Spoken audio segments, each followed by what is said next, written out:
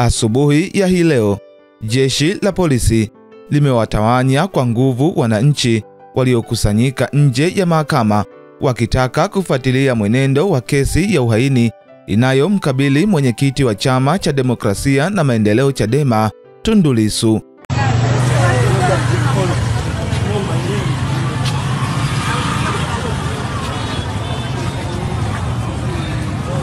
Kwa mujibu wa taarifa kutoka Chadema, polisi walianza kuwapiga wananchi waliokuwa wakiwasili mahakamani hapo, huku watu 10 tu wakiruhusiwa kuingia katika ukumbi wa mahakama hiyo kufuatilia mwenendo wa kesi hiyo, huku polisi wakidai kuwa ukumbi wa mahakama hiyo umejaa.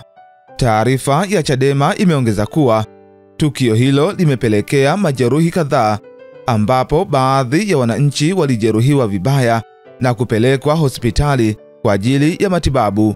Pia Chadema imeripoti kuwa baadhi ya wanachama wa Chadema walikumbwa na vurugu hizo. Chama hicho kimesema kitaendelea kufuatilia mwenendo wa kesi na hali ya waliojeruhiwa. Ikumbukwe Tundu Lissu alikamatwa na baadaye kufunguliwa mashtaka ya uhaini katika Mahakama Kuu ya Tanzania. Kesi hiyo ambayo imevuta hisia za watu wengi ndani na nje ya nchi inatarajiwa kuanza kusikilizwa kwa mfululizo kuanzia leo Oktoba 6 mwaka 2025 hadi Oktoba 24 mwaka 2025 na kuendelea tena kuanzia tarehe 3 ya mwezi Novemba mwaka 2025 hadi Novemba 12, 2025.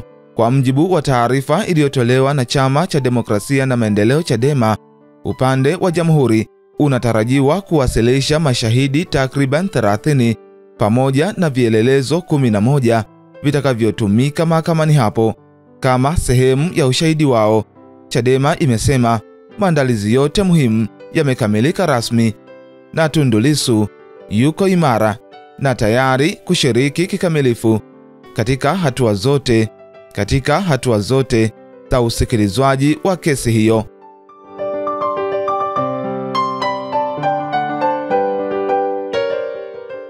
Endelea kuifuatilia BMTV Tanzania.